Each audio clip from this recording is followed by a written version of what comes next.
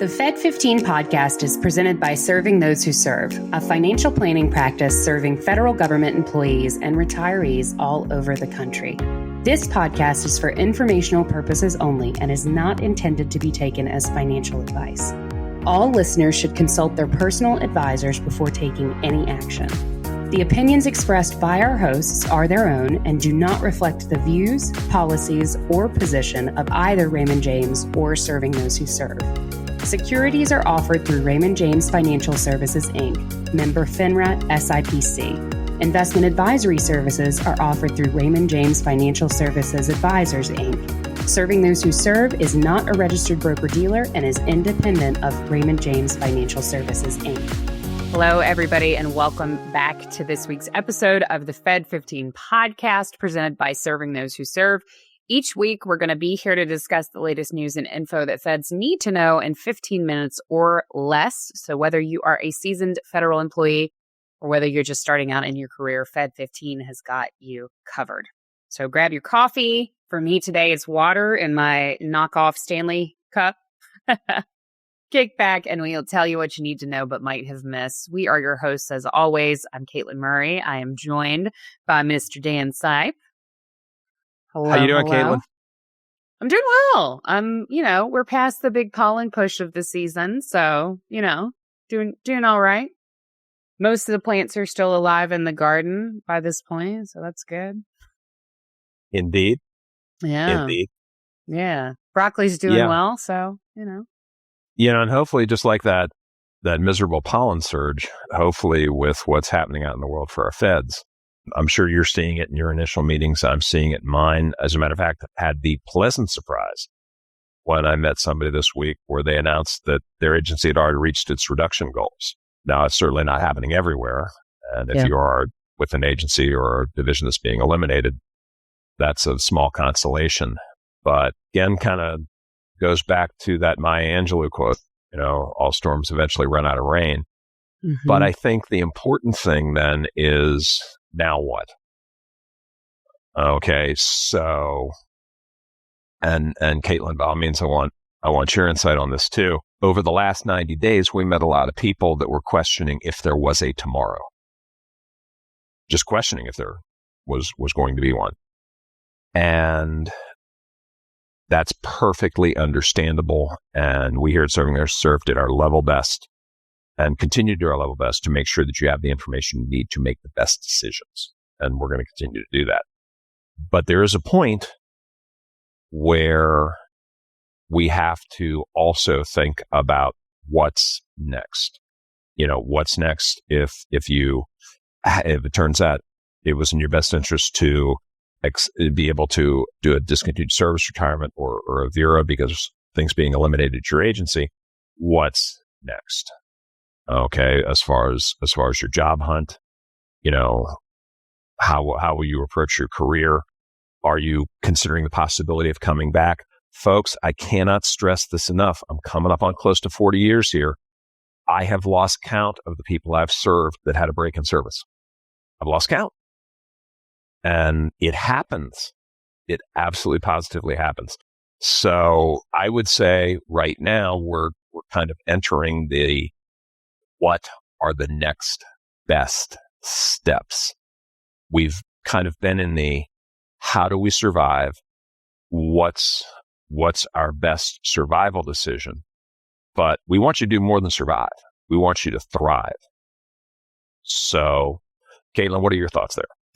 Yeah, I definitely think, this has been a wake-up call for a lot of feds that maybe weren't as plugged into their benefits. Dan, as you always say, they're folks who are spending their time doing their job. Sure. Despite the potentially, I don't even want to call it a popular opinion because it's quite unpopular with folks like us, but, despite the messaging around feds and, how you're spending your time at work and things like that.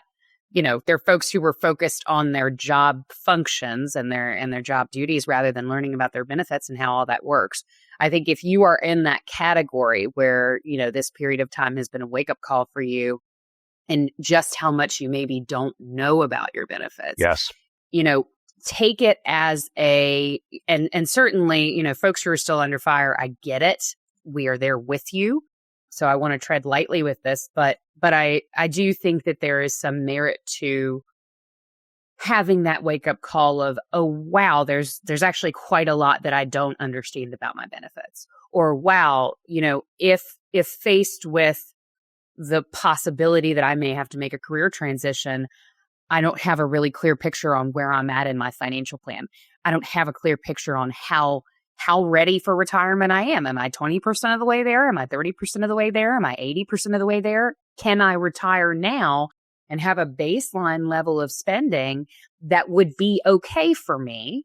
Sure. But I'm working so that I can have, the higher tier of spending so that I can have a little bit more wiggle room. And I think kind of knowing, regardless, really, truly, regardless of where you are in your career, I think it's really important to have that kind of understanding of, here's where I'm at. Whether you're somebody who wants to work forever and retirement really isn't like like Dan, right? Like Dan. I resemble that remark.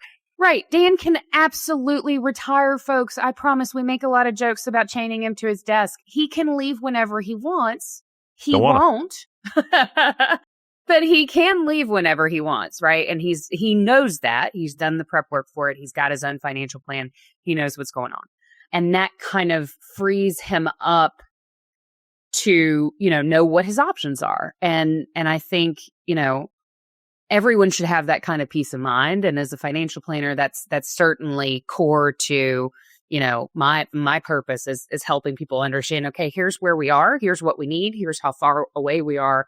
And then there's a lot that happens in between, right? So if you are the person that, this period of time and extreme turbulence in the federal community has been sort of a wake-up call as to how much you don't know about your benefits. Sure. Take that forward and stay connected. Let's not put our head back in the sand when it comes to, long-term financial planning or understanding your benefits package. So I think, while we are happy to kind of triage the federal community as everyone goes through this collective trauma, we are also happy to be your internal physician who you're meeting with every single year, maybe a couple times a year, just to do a checkup, do a physical, see how, your financial physical, see how things are and understand that. Because I think the information there really is power and freedom. Our goal for you, no matter what is taking place for you in this precise moment, is to have the comfortable, enjoyable, and dignified retirement that you've earned. And that's what we want to accomplish for you. And just to clarify, Katelyn's very generous in her characterization of me. I married a smart person, which means the kids ended up being smart, no fault of mine. And so I've got a PhD candidate and someone heading for med school. So driver carries no cash. Had smart kids. So not going anywhere anytime soon. Yes, sort of could do it. Doesn't mean that would be the best possible choice. Right. So for sure. We have a couple of interesting topics here. Number one, and we're playing catch up, folks, because, last 90 days, we were trying to get out the most valuable information for you in this moment. Mm-hmm. But there's long-term stuff, and we want to make sure we don't miss that.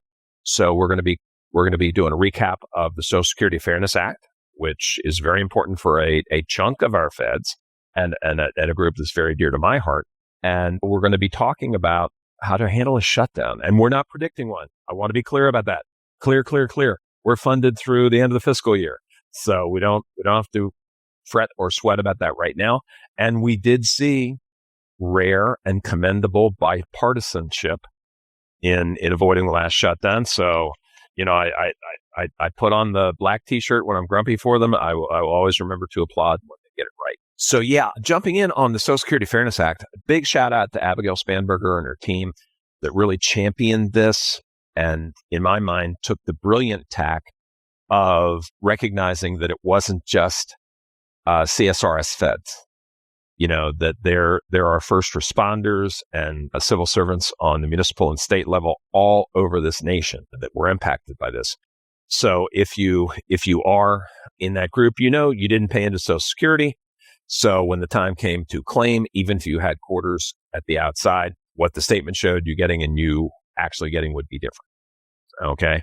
So the good folks in Congress who championed this expanded it. So that it would be, feds, teachers, first responders, other public sector workers previously penalized in their Social Security benefit calculations. So there could be over 3 million retirees expecting to see an average increase of $360 a month, which is awesome. Those benefits increases will vary based on work history, type of pension, number of years of Social Security covered employment. One of the things that's kind of interesting about it is there's a retroactive payment in there. So it's back payments for 2024 that most have already gone out. There may still be some coming. Social Security is experiencing some processing delays in this because they are going through some staff reductions at the same time. So it could be late 2025 or even 2026 before everybody is caught up on that. Don't go spending that money just yet. So pack your patience if you haven't caught it yet, but just stay on top of it and come back here, visit Federal News Network for some of the latest information on it. Or if you have a Fed-focused financial advisor, if you're one of our beloved clients, we're staying on top of it. Okay. So, a couple of recaps there for our folks. The credit, because here's the other part. You may decide to do some work here. Okay. You may not be eligible yet, but it's like, oh, wow, if I do 1 year, maybe I get something. Well, the earnings credits are $1,810 per credit. So that means you need to make that in a quarter, and it's still 40 credits required for eligibility. Full retirement age is generally the top of 66 or 67 for most of the people that are out there that might not have claimed yet. Now, is there uncertainty around Social Security? Absolutely. We're not going to dive deep into that, but there certainly could be changes in the future regarding benefit formulas, tax thresholds, eligibility thresholds. Now, one thing, and this is not to go doom and gloom on this, but we try and give a balanced picture. If more people are getting it and more people are getting more, then I think there's additional pressure to firm up that Social Security trust fund. And so the good news, though, is that the repeal of the WEP and the GPO, they anticipate is only affecting that drop dead date or date where something has to be done by 6 months. So it was certainly good to take care of our folks. And it's primarily our CSRS folks, and we never forget you. We know the 44,000 that are still active. We never forget you either. That's why we still have a CSRS webinar, and we'll continue to do that. And as our buddy Ed Zergorfer always reminds us, then there's the offset people, and there's a bunch of those. Some of the changes that might be coming down the pike. We could see an increase in the payroll tax cap. I'm not a prognosticator, but I think that one might be a done deal. I think that's kind of an easy one. There could be some changes to COLAs. I don't think a lot of people are going to be wild about that. And redefining when future retirees might be able to claim. I think that's certainly possible. So what should you do now if you're in that affected group? Stay updated on the SSA news. If you're a current worker, even if you are not a CSRS offset person, review those Social Security statements, confirm earnings, understand the retirement age. And if you want to go deeper, get some personalized guidance on the best way to use it, hit us up here at Serving Those Who Serve, meetings at stwserve.com. We're happy to discuss those with you. Doesn't necessarily mean you have to become our client long-term. We would love to consider that possibility for you. But if there's a place where we can help you, that's where we always try and start. If you're a Fed and you need help, we want to try and do that. So, Katelyn, let's talk a little bit about shutdown prep. And I'll say it again. Okay. There's no black shirt. Okay. We're not saying a shutdown is coming, but this is a survival guide that we think is a little bit overdue for us to have out there. So we've done it. So again, not saying we're anticipating a shutdown. I want to be clear.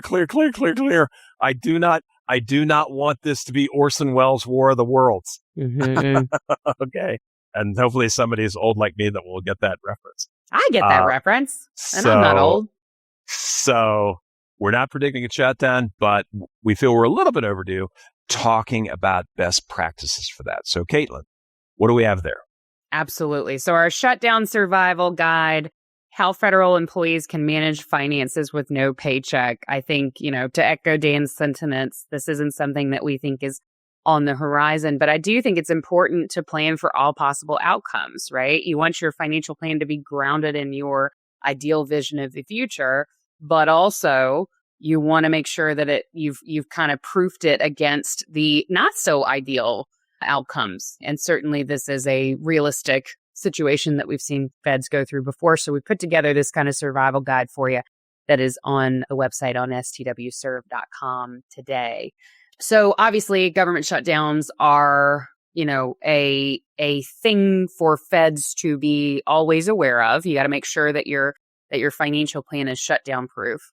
And although the timing around shutdowns can be uncertain, they do occur often enough, unfortunately, that federal employees should really make this a priority and make sure that this is included in their financial planning. So the first line of defense here in the event of a shutdown is going to be your emergency fund.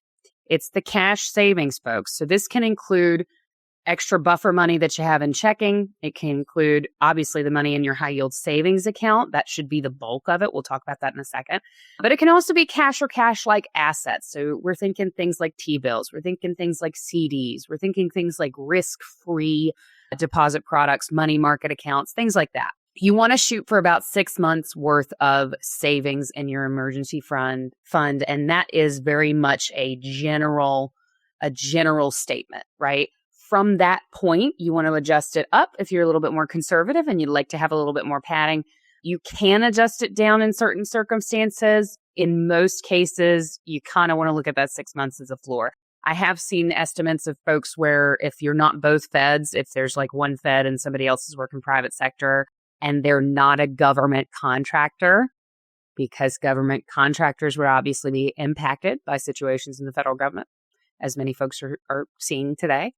If they're private sector and they're totally unrelated to government, then that could be a situation where I have seen recommendations for 3 months worth of savings that you can cut it down a little bit. I don't know that I love that so much, particularly in economic times like what we're in right now. I think it makes sense to have that extra padding, but you can take your emergency fund. I have seen it all the way up to 2 years worth of cash needs.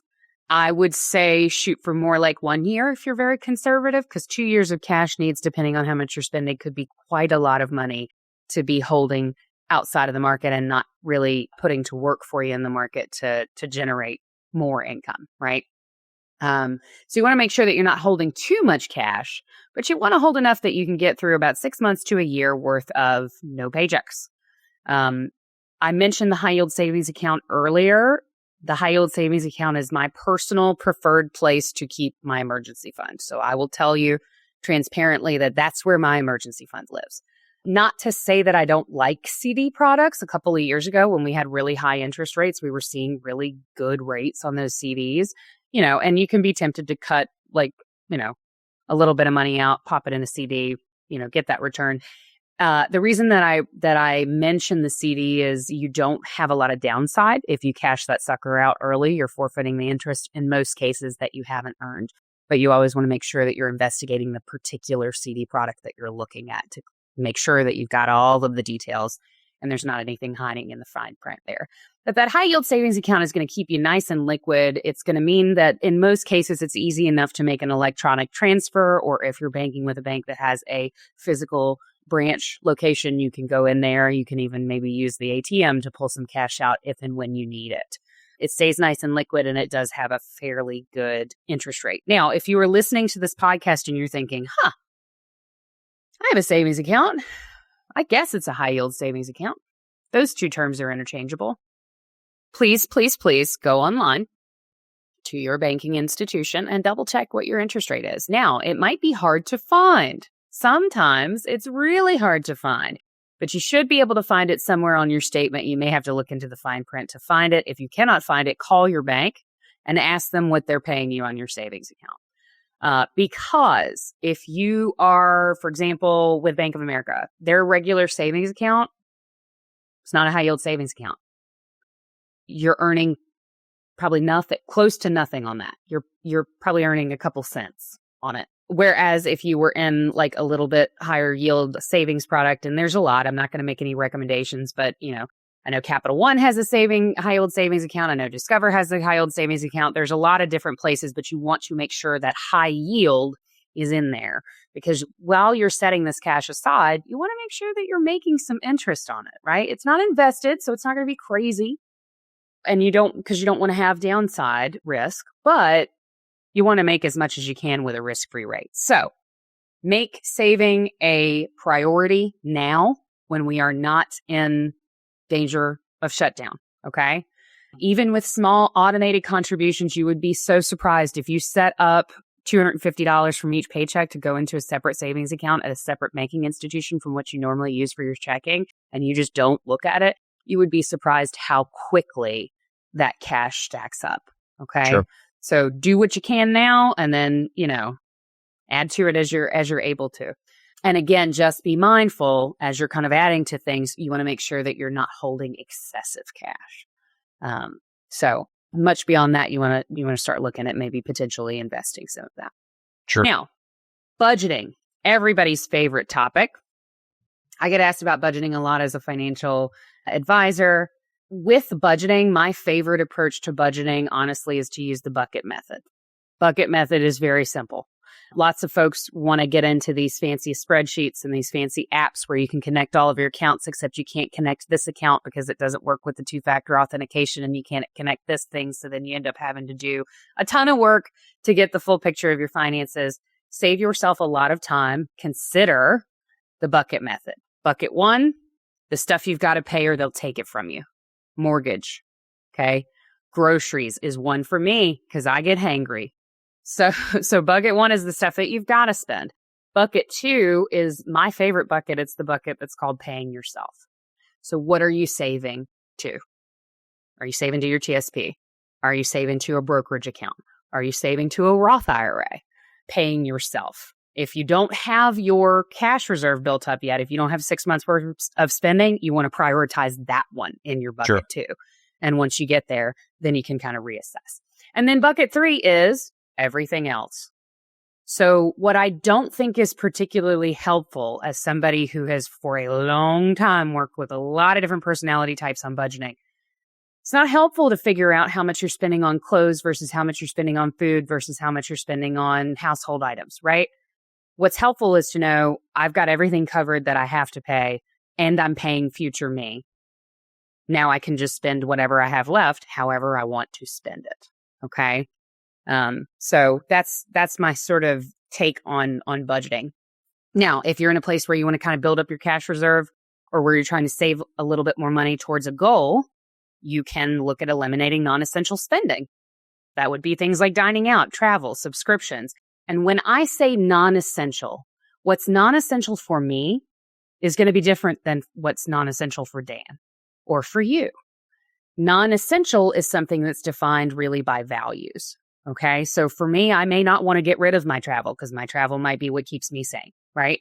I might not want to get rid of my Netflix subscription because that's my quality time with my family, whatever. I'm not really that big on Netflix personally, but ground yourself in your values and decide what really is adding to your life versus what you could maybe skip out on for a couple months to hit a goal. Okay. And then lastly, in difficult situations, you should be aware of, let's say, hardship withdrawals and assistance programs. So the TSP does provide for hardship withdrawals under certain conditions. You want to be mindful this involves taxes, and it also reduces your retirement savings. So when you're borrowing from TSP in a hardship withdrawal, you are borrowing from future you. And the interest rate, though low, it may seem like free money that you can grab through a hardship withdrawal. The interest that you're paying is the loss of growth on those assets, compounding growth on those assets for 10, 20, 30, 40 years. Okay? Absolutely. So that's an option. It's definitely not the best one and not the first one that you want to reach for, right? There are also federal unions, local organizations, and financial institutions that may offer emergency grants, low interest loans. Local credit unions also can sometimes have some support options. So want to be mindful of those things. But hopefully, if you're able to review and revise your budget, if you're able to eliminate unnecessary recurring expenses, and if you're able to build up your cash reserve, You won't have to look at those more expensive loan options, both from TSP and from private sources, in order to bridge the gap. Okay. So we want to look at the shutdown concept as an opportunity to focus on strengthening your financial resilience. And the best time to do that is before any kind of shutdown is on the table. So take a look at that survival guide. It can be really helpful, I think, for folks that need to kind of assess where they're at. And I can tell you that there is nothing that compares to the security of knowing that you have an emergency fund in place should something go sideways. Very definitely. Mm-hmm. Very definitely. Absolutely. And that's that on that. Sage advice. Well, folks, we went a little bit long, but I think it was worth it. I think it's important. Again, we were doing some catch up here, getting some things that we need to cover, because for every single person who could be watching this, today is a day to step forward. Tomorrow is a day to step forward, regardless of what has happened. And we want to be here to help you do that. But that's all the time we have today. But we will be back, absolutely, next week to bring you the latest updates you need to make informed decisions about your career and financial well-being as a Fed. Absolutely. And analytics shows us that 78% of folks watching our videos are actually not subscribed. So please do us a favor and subscribe to our podcast on the YouTube channel if you're joining us there, or Spotify if you are an audio only type of person. By subscribing, you make sure that you never miss an episode, and you also boost the signal so that we can reach other Feds who may need this information. Please do remember to share podcast episodes with your friends and colleagues. I know there's a lot of conversations going on about federal benefits right now. If you've got somebody that you've spoken to recently about federal benefits and kind of getting more in the know on that, be great to pop them over a podcast episode so that they can explore all the resources that we have available for free. Absolutely. And for more information on the topics we covered today and way more, be sure to check out our blog. That's blog.stwserve.com, and subscribe to the newsletter, The Weekly Serving. Then we're going to send you our latest and greatest every single week, delivered straight to your inbox. You don't even have to go looking for it. For those who want to dive even deeper into learning about federal benefits and financial planning for Feds, we would encourage you to attend one of our complimentary webinars. We've got a very popular early retirement, VERA, discontinued service retirement, etc. webinar happening on May 28th from 2:30 p.m. to 5:30 p.m. I will be hosting that one. And then we also have our FERS webinar. This can be a great one if you haven't kind of delved into the world of learning about your federal benefits previously. This is a great jumping off point. That's going to be on June 4th, and that's going to be from 11 a.m. to 2 p.m. And that one, I believe, let me just double check. I'm hosting that one as well. So 11 to 2, June 4th. All Katelyn all the time. For the FERS webinar. And of course, if you do prefer a one-on-one approach, you're not much of a group settings type person, you can reach out to our team directly for a financial planning consultation at meetings@stwserve.com. Absolutely. Well, folks, that wraps it up. Thank you for listening to Fed15. I'm Dan Sipe. And I'm Katelyn Murray. And we will see you next week.